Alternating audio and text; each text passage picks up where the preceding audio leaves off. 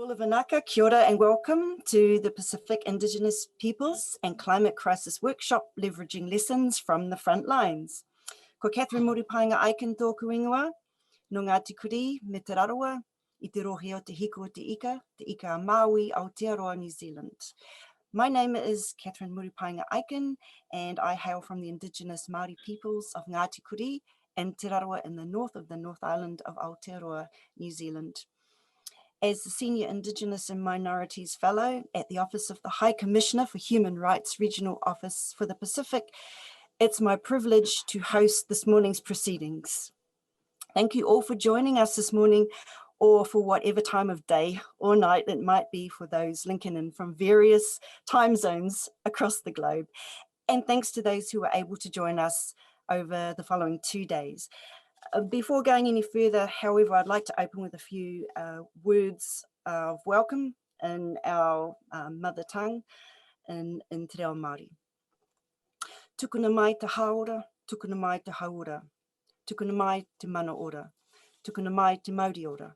Kia hahau wake nei ki runga ki tēnei hui, hei ārahi I a tātou mahi, me tā tātou whai I ngā tikanga a rātou mā. Tūturu whakamaua kia tīna, haumi e, hui e, tae ki e. Tae ki e. Now, loosely translated, that invocation is as follows. Give to us the living breath, give to us wellness and well-being, give to us the authority, give to us the essential life force, that it may encircle and enter this gathering to guide us in our work, as well as in the pursuit of our ancestral traditions. Hold fast and secure it, draw it together, and so it is done. So it's important to recognise and practice our culture wherever we are, including in these virtual gatherings, not just because it's our right to do so, but because culture goes to the very heart of who we are as Indigenous peoples. But culture is only kept strong by practicing it and living it day to day. And another important part of our Māori culture, and I would dare say across the Pacific and beyond, is to honour those who have passed as well as the living. And this has been a noteworthy week in that regard, with the passing of a member of the royal family. And despite whatever history there may be between Indigenous peoples and the Crown in this Pacific region, it is right to show our humanity and pay our respects. Also, in the midst of climate and COVID crisis, many of our region have succumbed to tragic circumstances, so we take a moment to remember them. Kia rātou kua tui te Ārahi, haere atu rā ki te kāinga tūturu o te tangata. To those who have passed beyond the veil, go, journey well to the true home of humankind. And finally, ki ngā tangata whenua, ngā iwi taketake o te moana nui ākiwa, me ngā hau e whā kua hui mai nei, to the people of the land of the Pacific and the Indigenous peoples of this region, and also to the many from the four winds who have gathered here today, welcome, no mai, haere mai, and welcome. So just to introduce our workshop event, our office prioritised this event, recognising the need to improve our understanding of Indigenous issues and climate crisis by bringing together a variety of hands-on experience, expertise and learning, and sharing knowledge and perspectives concerning key issues for our Indigenous peoples and the consequences of climate crisis. But more importantly, by identifying targeted and practical priority climate mitigation and adaptation actions that Pacific Indigenous peoples and their allies can progress, whether those allies are in the public or private sector, states, business and industry, national human rights institutions, national and international NGOs, academics, and wider civil society. So we aim from this workshop to amplify the voices, advocacy and activism capacity of Indigenous peoples, their partners and allies concerning adverse climate threats and impacts, to strengthen the network of Indigenous individuals, organisations, and collaborative partnerships working for the protection and promotion of Indigenous peoples' rights affected by climate crisis in particular, and to increase civil society awareness about these issues, particularly in terms of Indigenous peoples' environmental and human rights. So a few housekeeping matters before we get into our lineup of speakers here today. We're enthusiastically inviting all in the audience to influence the outcome from this workshop with your active engagement in each of our workshop sessions. And for those participating in person, after our speakers have presented, we'll be offering in the Q&A part of the sessions the invitation to pose a question or a comment from the floor, and then we'll post the questions online. We'll go to them and we'll alternate, and we'll do our best to fit as many of the interventions from our participants here today, fit as many of those in as possible. For those zooming in, you're invited to make good use of the chat box to post your questions and recommendations for action or comments. And our workshop moderators and technical facilitator will be monitoring the chat box for questions. But if we can't cover everything, just be assured that we are copying everything in the chat box, and we'll be using that to inform our development of follow-up action from this workshop in the near future. A reminder finally that all sessions will be recorded to share publicly later, so please bear this in mind when making your interventions, especially any that may be sensitive.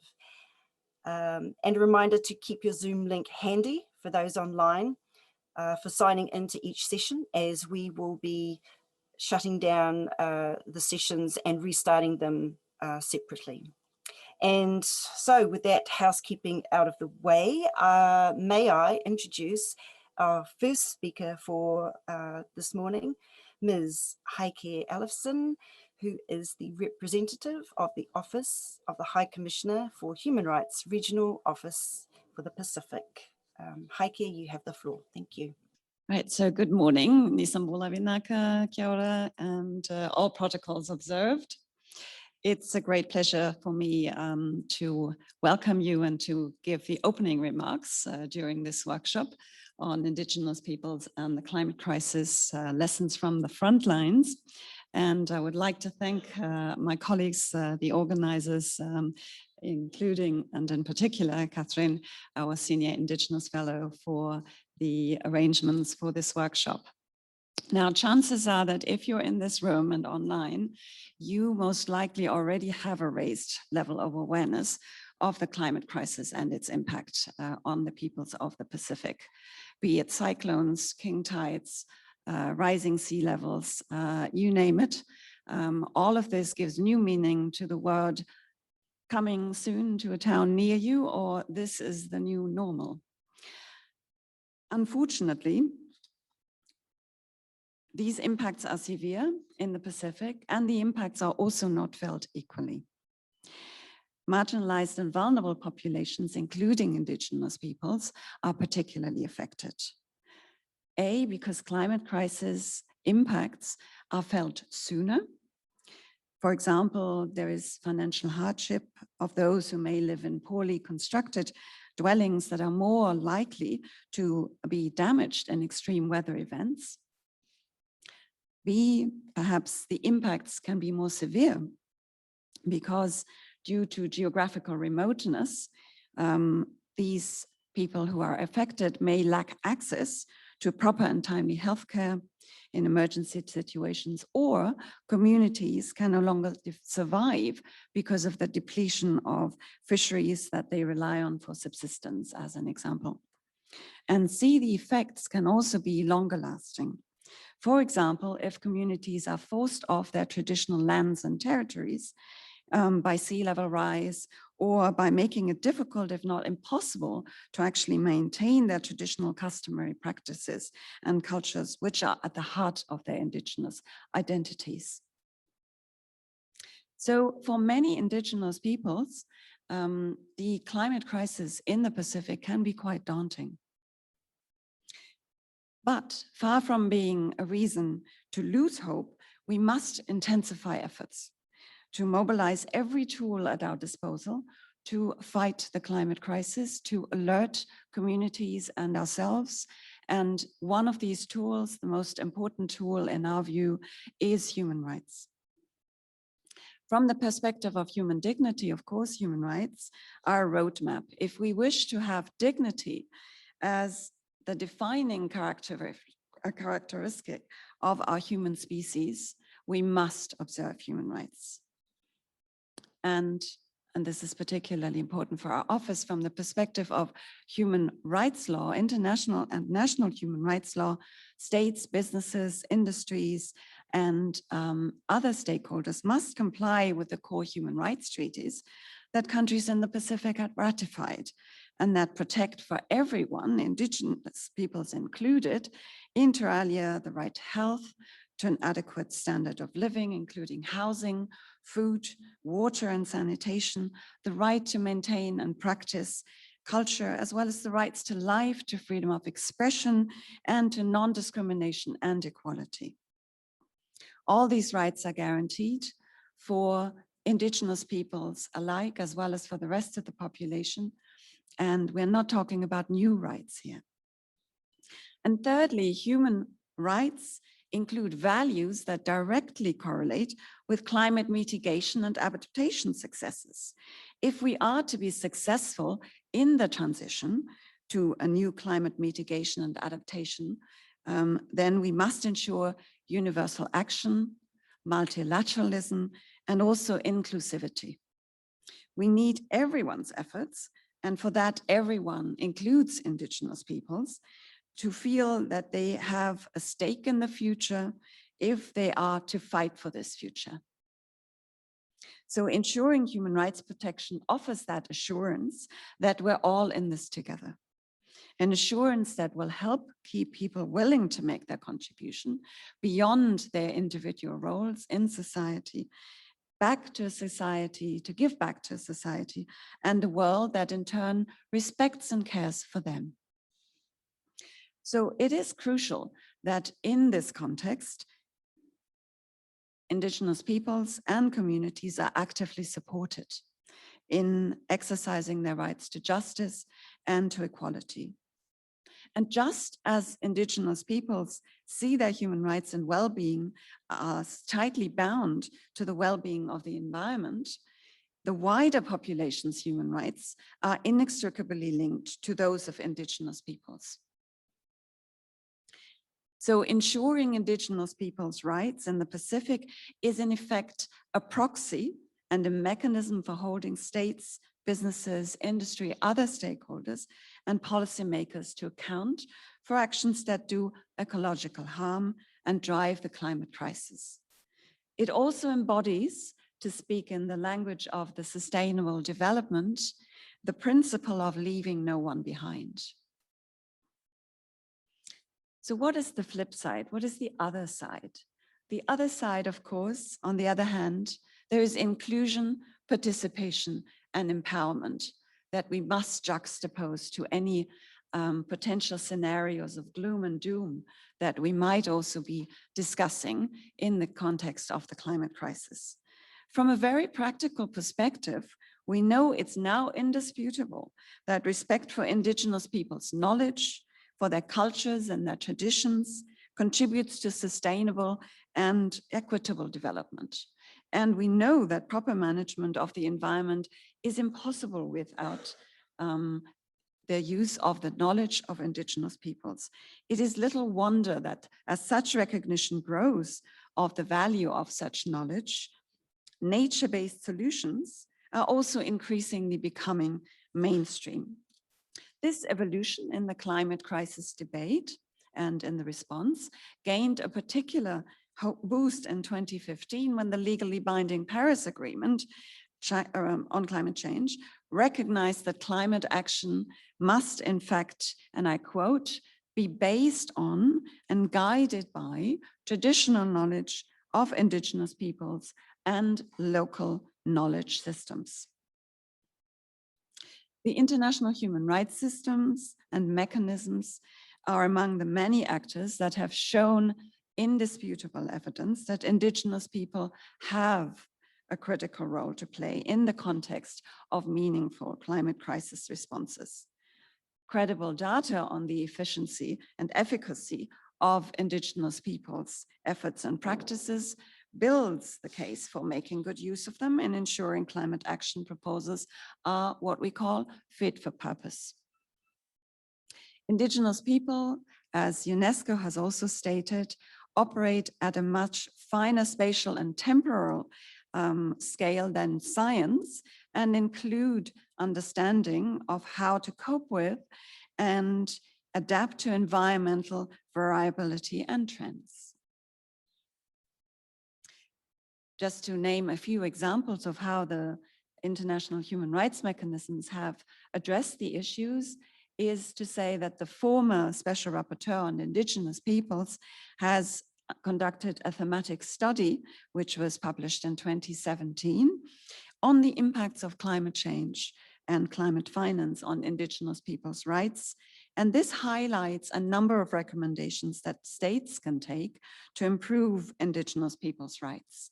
For example, ensuring secure Indigenous land tenure, as it will have an effect, a positive effect on conservation.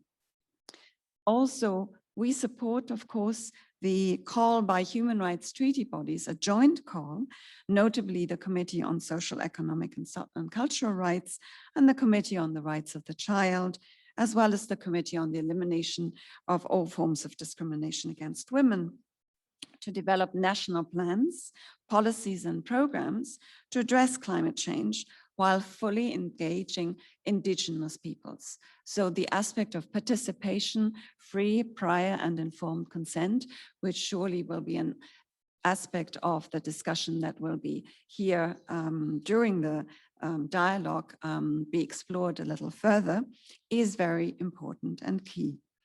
So these are just two of the many contributions that have been made by the international human rights system, linking Indigenous peoples and their traditional engagement to effective policies and strategies to address climate change and the climate crisis. We will hear more about this during the dialogue over the next 2 days. More importantly, however, we also look forward to a wealth of valuable action-oriented recommendations to be produced from this workshop, which then our office may assist in processing and taking up with relevant stakeholders, states, policymakers, anybody who is a decision maker. We'd like to be able to produce a report from this workshop and make that available so that anything that you contribute here in the room and the people online, we know that there's been over 120 people that have actually signed up for the workshop, and we hope that they will link up during these sessions. Everything that you produce, that you contribute here, will hopefully be put to very good use later after the workshop. So again, I wish to thank everyone for choosing to participate in this event, for making your contributions, for making your voices heard. And again, thank you to my colleagues, to Catherine, to Robert and Heon, and to my colleagues for making this work possible, this workshop.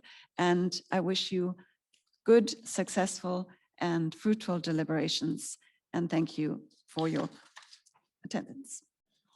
Kia ora, Heike, and thank you so much for providing such a good overview and context and weaving in the importance at local level of the efforts that Indigenous peoples around Te Moana Nui Akiwa, the Pacific, make, as well as the high level systems that we need to be mindful of, because it takes all levels to actually respond in a comprehensive way to climate crisis, which, as we know, is probably the most complex situation that we've ever faced as humanity. So you've made some excellent points there, and we're very grateful. Thank you. So our next speaker, in some ways needs no introduction, Mr. Francisco Cali Tzay is the United Nations Special Rapporteur on the Rights of Indigenous Peoples, a role that he's held since May last year. Murupaenga-Ikenn from Guatemala He has represented Indigenous peoples at the UN since the early 1980s and brings with him a vast experience in defending the human rights of Indigenous peoples in Guatemala and around the world. Mr. Tzay was elected president of the UN body, the Committee for the Elimination of All Forms of Racial Discrimination, for 4 consecutive terms. Other posts he's held include founder and member of various Indigenous organizations in Guatemala, a member of the Presidential Commission Against Discrimination and Racism Against Indigenous Peoples in Guatemala, as well as Ambassador of Guatemala to the Federal Republic of Germany. So we look forward, Mr. Tzay, to your comments and perspectives, and I hand the floor over to you now. Thank you. Kia ora, Catherine. Good morning, good afternoon, good evening to all my Indigenous relations, ladies and gentlemen. Let me start by saying how honored I am to be here, albeit virtually, and say thank you to you, everyone, for joining us with, I believe, to be a very important webinar, Indigenous Peoples and Climate Crisis, leveraging lessons from the front lines. Climate change constitutes a threat and a danger to the survival of humanity. As the effect of the climate change become more severe, Indigenous people are the ones who directly suffer the consequences due to the historical, social, economic, and political conditions that have prevailed all around the world, which put them in a situation of distress, increased vulnerability. The knowledge and productive social, culture, spiritual, and economic practices of Indigenous peoples have a close relation with the environment and Mother Earth. Therefore, the effect of climate change directly damages their entire way of life, as their identity, which affect their languages, spirituality, clothing, medicine, food, housing, education, practices, and traditional knowledge. Climate change affects health, food sovereignty, economy, identity, and culture when moving to other places with different temperatures and humidity conditions, which force them to change their traditional clothing of origin. Indigenous people are bearers of refined system of related knowledge, but as a variety of astronomy, botany, agriculture, spirituality, cosmogony, history, ethnography, science, society, economy, symbols, material, cultural materials, among others, which allow obtaining a different approach during the process of acquisition of construction of knowledge compared to what is normally done in Western societies. For example, in terms of climate weather, there is an early warning system to prevent extreme change in the climate. Nature emits signals prior to natural event, for example, change in the weather or change in time, cycles, earthquakes, hurricane, etc. The knowledge for the detection of this sign is mostly concentrated by Indigenous elders.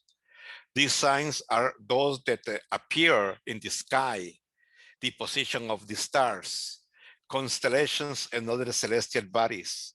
All of them are the sign in the sky that mark natural event on Earth.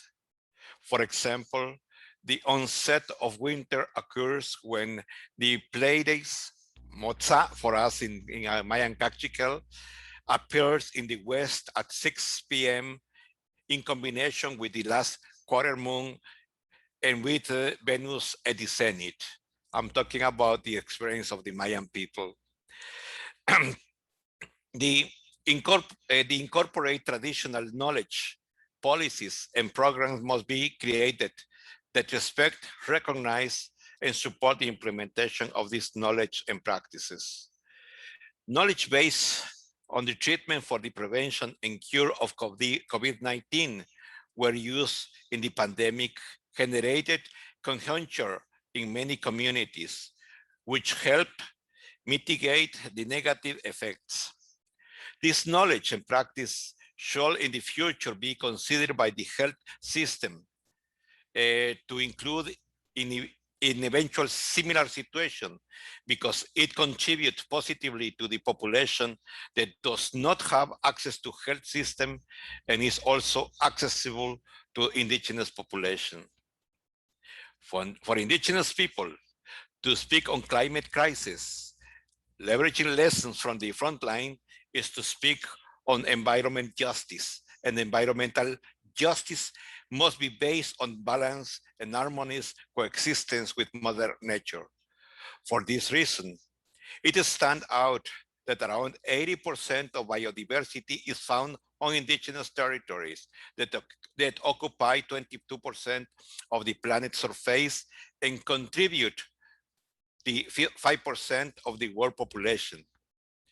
Therefore, their role is particularly important, both for the sustainable management of the resources and in the conservation of the environmental and biodiversity, which are essential for the survival of humanity and the fight against climate change.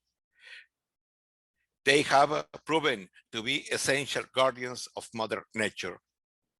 Currently, there are broad lines that direct conservation systems. Among them, we find those that are promoted by states, environmental organizations, whether national or international, and indigenous peoples. These systems have their own norms, institutions, governance, and indicators, which in some cases, they are complementary, but also antagonistic. As we all know, environmental justice addresses the issue of the situation of environmental disadvantage, equity, inclusion, and recognition in the way that the environment is used and managed, as is the distribution, recognition, and participation. And in this context, the approach to the protection of the land and territories arise, which is based on the principle of balance and harmonious coexistence between human being and nature. Currently, indigenous people are being expelled from their territories, which are being exploited excessively in the name of development and conservation. We see extractive companies looking these territories, violating environmental, human, and labor rights. Policies such as clean energy are implemented and promoted that affect indigenous rights, as well as monoculture or extensive plantation. We see with concern that indigenous leaders and environmental defenders of their lands and their territories are being deprived of their freedom. They are even being assassinated. So we must not allow indigenous people to continue to be evicted from their own territories and to continue to exclude, discriminated against, marginalized politically, socially, and economically, when it is demonstrated that they are the engines of territorial development. Recognizing that the indigenous system of use, management, and conservation of nature will be an act of justice, since this governance system have historically demonstrated that the preservation of all the elements of nature and to be an alternative curb to curb the negative impact of change, climate change, stop deforestation, avoid water and air pollution, stop the loss of biodiversity, and therefore the destruction of Mother Earth. Indigenous people have system of rights associated with land, territories, the environment, natural and cultural resources. In this framework, it is important to note that between the policies of megadiverse countries, it is difficult to unite territorial actions of nature and of culture is understood as a system of rights. Today, we have the challenge that conservation systems are the system based on rights that recognize indigenous territories, traditional knowledge and practices, justice administration system, their own norms, territorial organization, and governance systems. Regarding participation, it is essential, as stated in the Convention 169 on Indigenous People and the University or the Universal Declaration on the Right of the Indigenous People, that it be a full and effective participation, which guarantee consultation and free, prior, and informed consent. These issues are challenges that we have and that we can only achieve together, recognizing the contribution that each system provides. It is time to stop and evaluate this system in different international forums, such as the CBD. Post-2020 policies are being built on the phase of the 2032-2050 IUC and members, Indigenous people organizations are reviewing the protected area category system. This is where we must ensure that environmental justice is present, but a territorial environmental justice that respects and recognizes Indigenous people's rights. Finally, it is important to highlight that environmental justice addresses the issue of the fundamental ecosystem balance to prevent the pandemic that the world is facing, such as COVID-19, which today call us to rethink our individual, collective, and global actions. Thank you very much. Thank you very much, Jose. That was an amazing presentation you gave and address you gave to us. And I almost lost myself forgetting that I was actually the host when you started talking about spirituality and astronomy and Pleiades, because for Māori, we also see the rising of Pleiades. We call it Matariki as the new year. So we're approaching the new year, everyone, something more to celebrate. And of course, you also mentioned free, prior and informed consent. As Heike earlier forecasted, we will be mentioning that principle again and again, because it is so crucial to our Indigenous peoples that we do give our free, prior and informed consent to anything that affects us and our well-being. And also to invite people to listen for those concepts that our speakers are raising.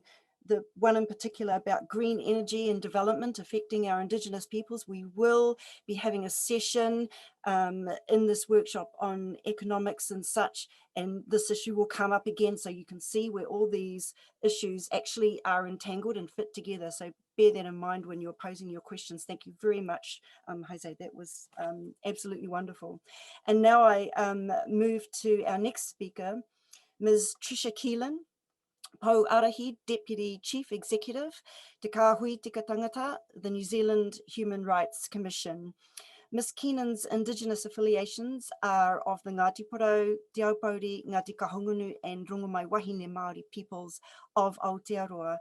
And over the last 10 years, she's held a number of posts in different organisations with responsibility for development, policy, relationships planning, funding and delivery of services to Māori in compliance with Te Tiriti o Waitangi, the treaty signed between Māori and the Crown in 1840 that guaranteed fundamental rights to the Indigenous peoples of Aotearoa. So with that, Tricia, I would like to hand the floor to you.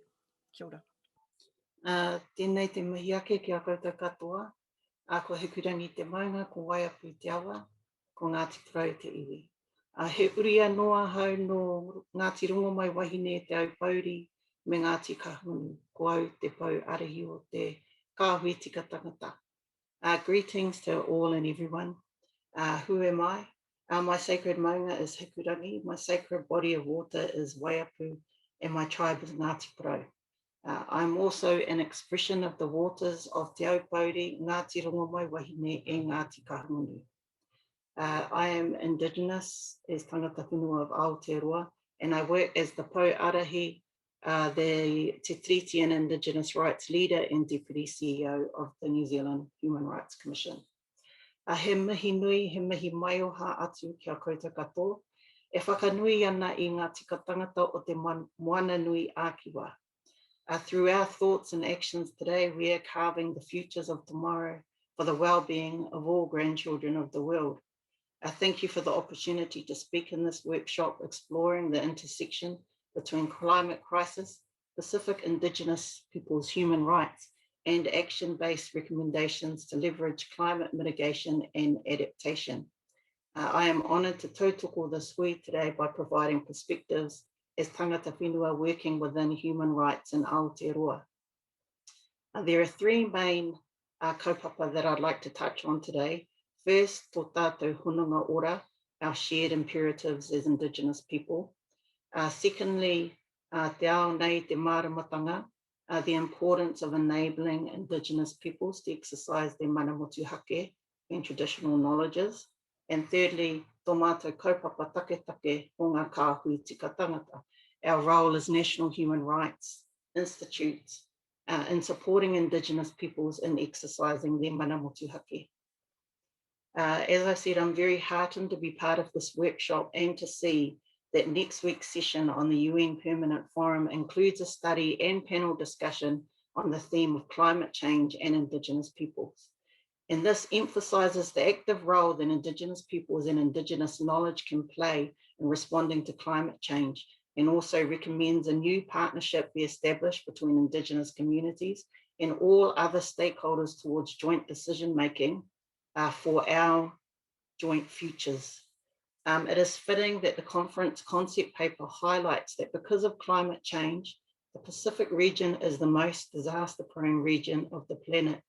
We know that Indigenous peoples globally have suffered extraordinarily since colonisation, but have continued to show their resourcefulness through manaakitanga and whanaungatanga.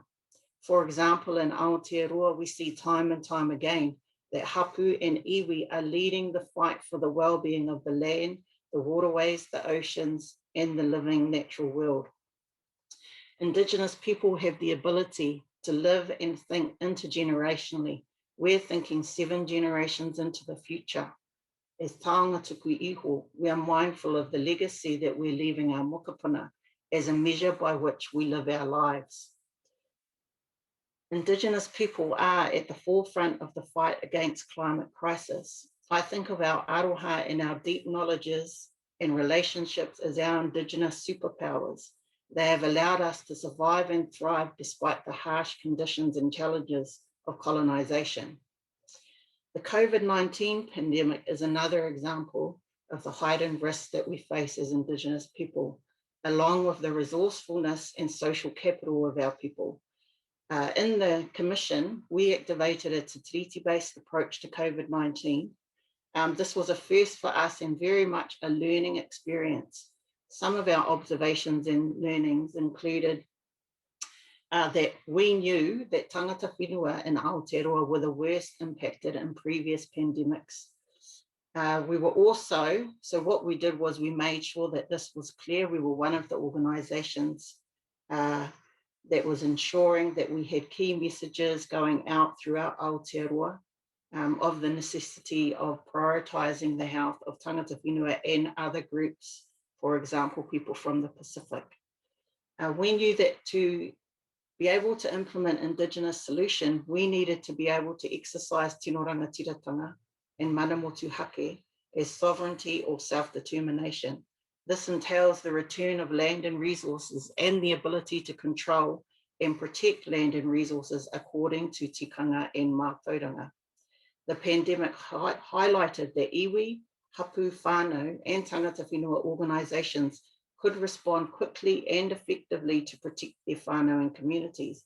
When tangata whenua are able to exercise rangatiratanga without barriers being placed in the way and with some resourcing, then there are benefits for tangata whenua and all communities.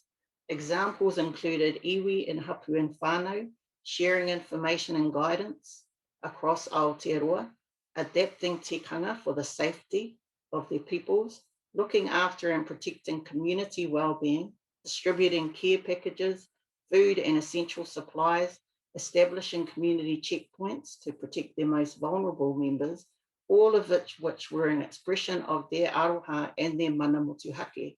We also saw that the government quickly followed those approaches and then began to fund those approaches because they could see that actually tangata whenua were in a stronger position to act quickly and support people. We also saw the challenges during COVID-19, which were highlighted. For example, ensuring that Te Tiriti was central to government decision-making and that tangata whenua were engaged as genuine treaty partners were challenges. While there was some example of positive practices, there was a missed opportunity to implement treaty partnership more fully in the national COVID response in Aotearoa. Now I'd like to talk about the importance of enabling Indigenous peoples to exercise their mana motuhake and traditional knowledge within Aotearoa. We know that mātauranga and tikanga have helped to govern Māori and their connection to the whenua for over 1,000 years. For example, through oral history such as pūrākau stories and waiata songs. Specific knowledge is passed down on how to care for the whenua and how to care for the waterways. And this has ensured that the natural environment would be bountiful and flourishing for future generations. Mana motuhake is inherently linked to forms of mātauranga and tikanga within different tangata whenua communities. Each whānau, hapu and iwi has practiced their own forms of mātauranga over many generations. In the context of Aotearoa, for tangata whenua to be able to exercise their forms of traditional knowledge, their mana motuhake must be upheld. This means ensuring that they're able to exercise and carry out their tinoranga tiratanga, sovereignty or self-determination, elevating their own modalities of traditional knowledge. We must intimately know our human and non-human relatives in order to practice mana motuhake. For example, we must know what it means when the kōwhai blossoms or when a tui bird sings to us as we're out on our morning walk. We must see, taste, and feel the beauty and the natural rhythms of life. People may not know that there are hundreds of words for the different qualities of the tāwhiri mātea winds in te reo Māori. In a colonised world, this drops to 4 or 5, with the nuances held only by a few scientists as the wind becomes irrelevant in a world where we are separate from nature and the spiritual world. Returning to talking about our superpowers, I'd like to share the kōrero of Professor Rangi Mātāmua, one of our tohunga in Aotearoa. He talks about the fact that Māori have always been scientists. He says that you don't navigate the expansive ocean on myths and legends only. You don't come here to Aotearoa and apply a very detailed and regionally specific division of time, thrive and sink yourself into the natural rhythms of the environment here without having science. Science is at the cornerstone of those undertaking. But because our science is wrapped up in our cultural beliefs, even in our spirituality, in the way we view our science, he thinks that Western practitioners of science have difficulty understanding the depth and richness of the Indigenous people's knowledge base. Like our great ancestors before us, we look to the stars to light the way to our futures. The UN Declaration on the Rights of Indigenous Peoples clearly affirms that Indigenous peoples have the right to practice and carry out their traditional knowledge. Thus, states have inherent duty to ensure that in the context of climate change, Indigenous peoples are able to exercise their forms of traditional knowledge to care for and protect the environment. Our role as a national human rights institution is supporting Indigenous people in exercising their mana motuhake. Like our connection to nature and the environment, the ability and authority to make our own decisions and determine our destinies is something that comes from our whakapapa and descent from atua. These inherent and pre-existing rights have been recognised and affirmed in Aotearoa in he whakaputanga and te Tiriti o Waitangi, and are reflected internationally in the UN Declaration on the Rights of Indigenous People. As a new National Human Rights Institute, these need to be at the heart of our work and a top priority.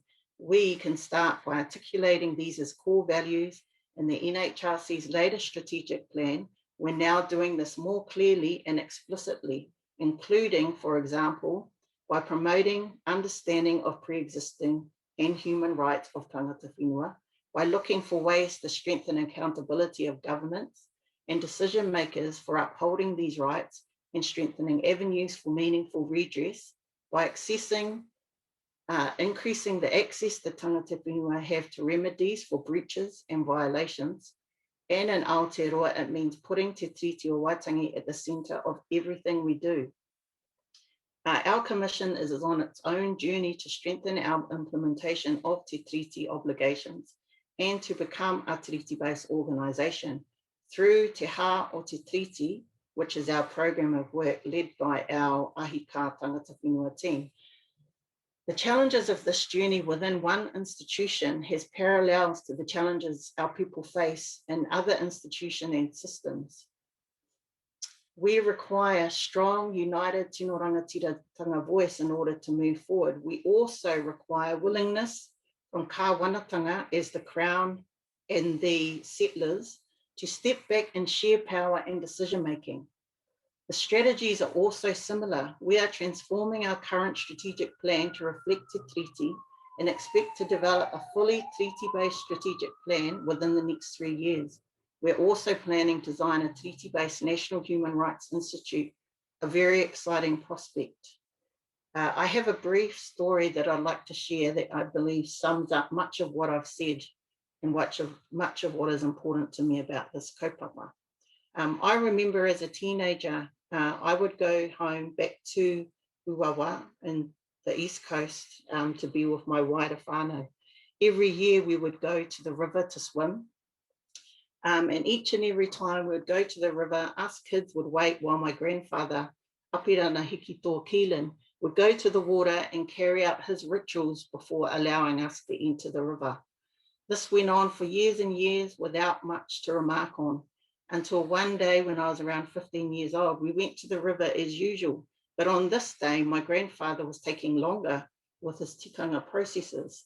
I crept closer to see what was going on and was amazed to see a very long tree log swimming against the river current, traveling up towards the source of the river rather than down towards the river mouth. I remember my brain racing as it imagined explanations, trying to rationalize what my eyes were seeing. But this was only my brain catching up to the rest of me, because I already knew in my spirit and in my heart that there was no motor attached to the log. No scuba men were hiding underneath it, pushing it up the river. That actually this was a taniwha communicating with us in order to protect us. My thoughts were interrupted when my grandfather's voice calmly ushered us back into the vehicles to return home. He explained later that the log was a taniwha signaling to him that it was not safe to allow his mokopuna into the water. This was necessary because there was a problem, an imbalance with the environment that needed to be addressed, and that the hapu would attend to it later. I reflected that our whānau had been in relationship with the awa for over 1,000 years. I see this as a clear example of our deep intelligence. This is our science, as Rangi Mātāmua described. Equally, we're able to channel wairua in order to protect and heal our environment as the whānau and hapu. Obviously, there is a limit to our ability to heal, and as human beings, we need to change our behaviour rather than trying to heal after the fact. I thank you for allowing me to be here amongst all of you today. I'm very inspired by the work being led by Indigenous leaders around the world, including the hapu and Aotearoa and all of our tribal leaders who, like Mike Smith, one of the speakers today, are bringing our sacred relationships with nature to the forefront of our hearts and minds. Finally, I'd like to offer a traditional saying from my tribe, Ngāti Porou. Ko te mana, ko te haura o te whenua, ko te haura o ngā awa, ko te haura o te iwi. The well-being of the land, the well-being of the waterways is the life and power of the people. Waiapu kōka huhua he aroha noa, it is love. Huri noa I te moana nui a kiwa, whanaunga tahi tēnā koutou, tēnā tātou katoa. Tricia, kia ora, thank you so much for that, and for the reminder about Indigenous people's superpowers. That is definitely the platform that we need to be launching from, because we're going to need to gather in all of our superpowers in this critical moment moving forward. Beautiful, Kōrero. Thank you very much. And now for our final speaker, Ernest Gibson, who is currently the Pacific Island representative on the 7-member UN Secretary General Youth Advisory Group on Climate Change, and is a technical officer in risk communication and community engagement at the World Health Organization's Western Pacific office. It's important that we have a youth voice up front in this workshop.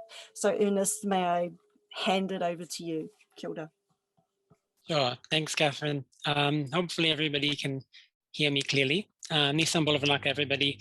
For those of you who live in Fiji, I think you would know the perils of kind of very bad traffic congestion. So if you hear some like honking in the background of my sound, I apologize vehemently, but that's just comes with the territory, I suppose.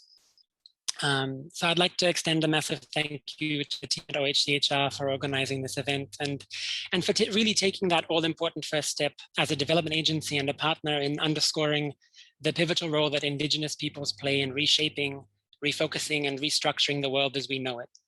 I know that that sounds pretty dramatic, but for our efforts to have any level of success, it requires entire system change. And I don't mean system change over the next 5 to 10 years only, I mean system change, period. And I'll explain what I mean by system change in the next couple of minutes. But maybe just to tell you a bit of a story. So when I was in uni, I walked into and I'll admit I walked into this largely because it was one of the few buildings on my side of campus that had strong AC units, and it was very hot, and I was a broke uni student, but I walked into a random lecture that was being held on campus. The event was organized in partnership with OHCHR and had a large focus on the action steps post-Paris Agreement, but also looking at ways in which Indigenous knowledge could be interwoven into the processes following that. And so I remember thinking to myself, right, human rights, climate change, Indigenous knowledge, yeah, I can get behind this. I'll just pop in. But I want to share with you the opening of the keynote that was shared that day, because I don't think I've ever forgotten the sentence. And it completely changed the way that I thought about the climate crisis and the way it affects our peoples. The sentence was, climate change is the human rights issue of our time. And at that moment, I don't think I realized exactly what that meant. But upon reflection, I remember thinking how the effects of the climate crisis, which as Heike and others have rightly pointed out, disproportionately affect communities across the globe, changing the ability of peoples to carry out their lives and practice their identity through cultural practices and through our relationships with the physical geographies that we have. It's very easy to see the climate crisis, the ecological agenda, global inequalities as 3 separate beasts. This is not only incorrect, but it's also a sense of false reality that we've given ourselves that prevents us from being able to make substantive headway in the sustainable development agenda, because all 3 of these things are intrinsically linked. And to be able to kind of solve any of these beasts requires us to do cross-cutting work. We can't talk about the climate crisis without discussing water security, and we most certainly can't talk about the failed system that underscores these issues and features at its core, capitalism and profit-driven societies, without understanding the causality of global inequalities. We're not in an ecological or an environmental crisis. We're in that part of the movie when the big red box shows up flashing on the screen saying, warning, warning, system alert, system alert. System failure imminent. We're at a crucial point in human history where we have a decision to make.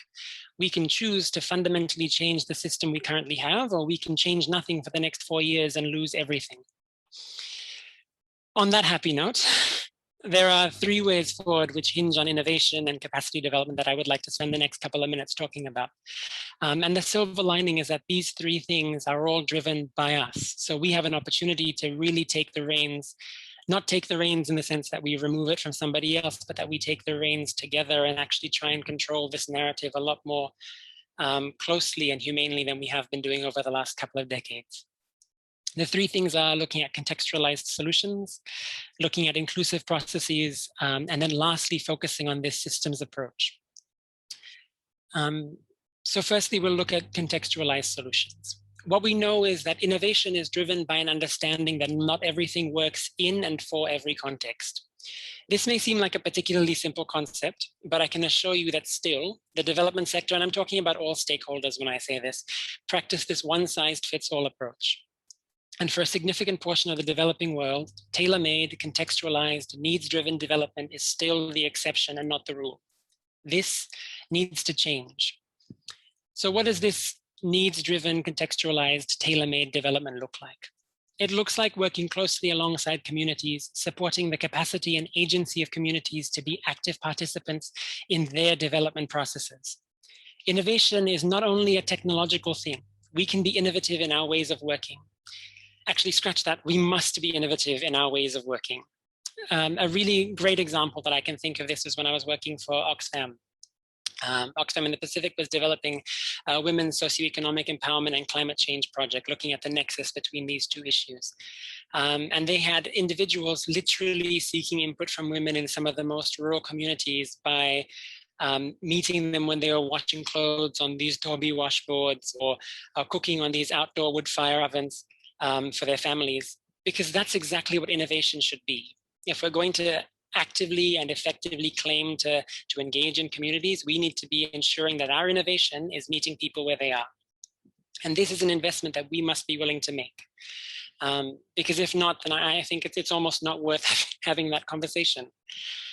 What you'd notice is that I've not spoken about any of the climate science or the elements of indigenous power bases that have held societies together for millennia, nor the power of informal spaces in influencing climate diplomacy as we know it.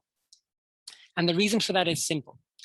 We need to get our basics right in terms of how we engage with people and communities and how we use our working together as a tool to enhance our collective work. Before we can talk about the science, we need to ensure that we are set up to be guided by communities that we serve and work with. The operative word here being with, in a manner that's non-extractive, that respects the individual and collective agency of communities, and that is inclusive. And I think this is like a good segue into the second component, which is around inclusive processes. This one is simple, so I'm going to be particularly blunt here. Young people, indigenous people, women and girls, persons with disabilities, people of color, and marginalized communities are not seasonings to be added wherever you feel like it to help the product that you're selling try and go down a little bit better with the market that you're selling it to. We are a valuable resource without whom development completely stops. Innovation through capacity development is about including us from the get-go. When you're planning projects, when you're developing these projects, when you're implementing, as you monitor and track the progress of these projects, don't just invite us to the fancy launch events at the beginning and the cocktails at the end. I know I've said this so many times, and it's very likely there are people in the room that have heard me say this same sentence. But I would much rather be invited to the planning processes and the implementation part, all the unsexy bits, than be invited to the fancy events at the beginning and the end. Because with all honesty, like I could go down to my local 7-Eleven and pick up a beer if that was what I wanted out of this engagement.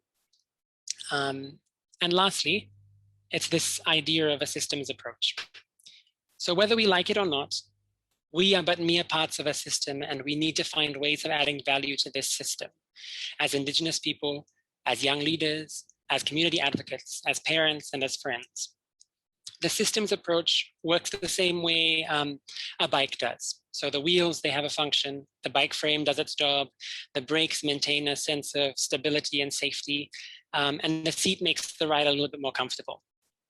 It recognizes that without unity of parts, the ride is not possible. This system change, therefore, requires movement from all sectors. It requires 360 accountability. It ensures that there is a level of upwards management that also takes place and not just top down. It requires bringing youth voices, bringing communities, bringing the voices of marginalized communities to the table at the very beginning. More than that, it requires listening that is followed through with action. Because there's nothing worse than open the door to a conversation and then it leading to absolutely nowhere. So before I finish, I'd like to share something with you.